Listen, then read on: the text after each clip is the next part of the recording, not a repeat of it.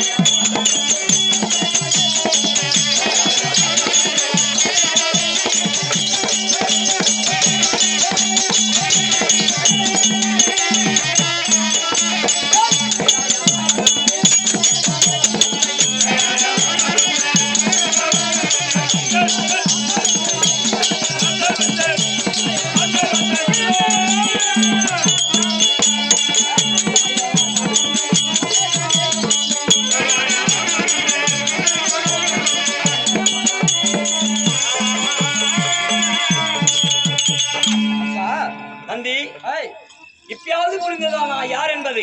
சொல்லுங்க. அதாவது என்னுடைய பெயர்தான் முக்கண் படைத்த சிவபெருமான்.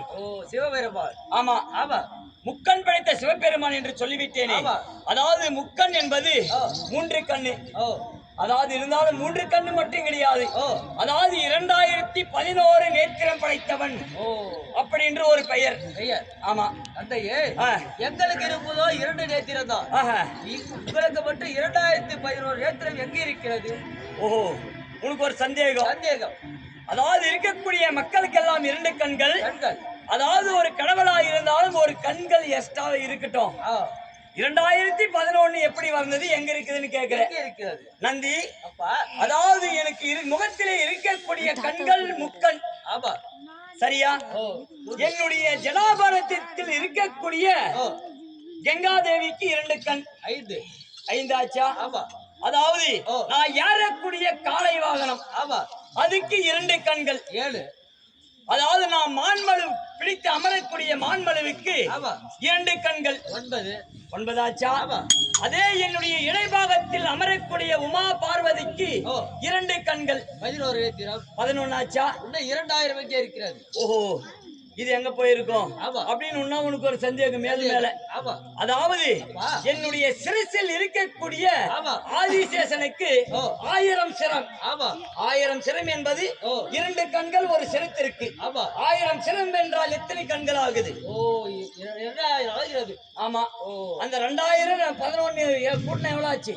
2011. சரியா போச்சு. சரியா போச்சு. சந்தேகம் தீர்ந்ததா? தீர்ந்து விட்டது. இருந்தாலும் நான் அதாவது 2011 நேத்திரம் படைத்த சிவபெருமான் என்று சொல்லிவிட்டேனே, மற்ற விஷயம் சொல்லணும் அல்லவா?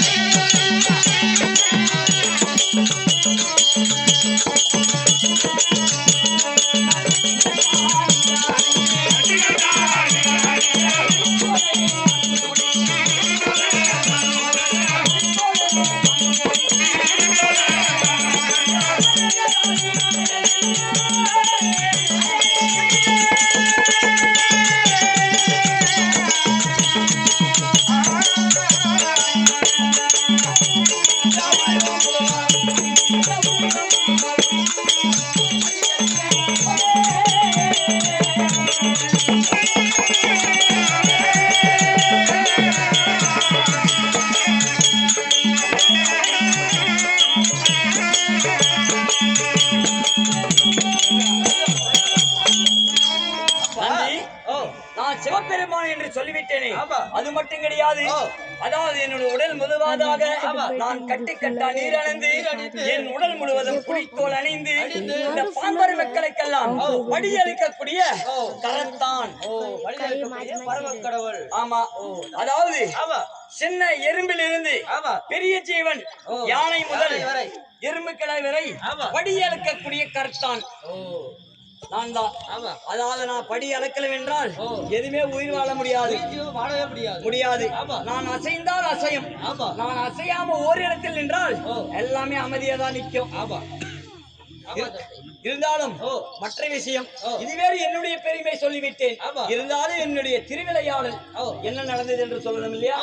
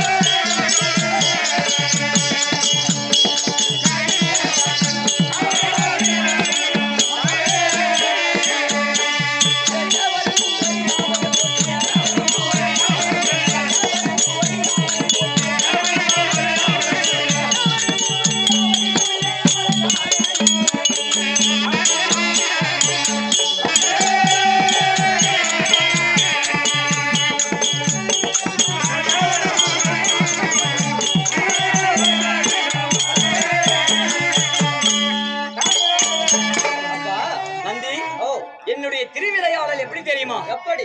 ஆலகால நீலமுண்டோன் என்று பெயர். அதாவது எப்படி தெரியுமா? அதாவது ஆதி நாளையிலே தேவர்களும் அரக்கர்களும் அதாவது அமிர்தம் கடைந்தோம்.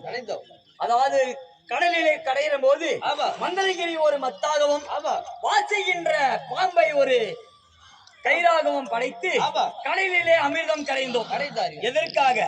அதாவது அன்னை நாளையிலே தேவர்களுக்கெல்லாம் அதாவது மூப்பு சாக்காடு பிடி என்று சொல்லக்கூடிய நோயாக ஏற்பட்டது.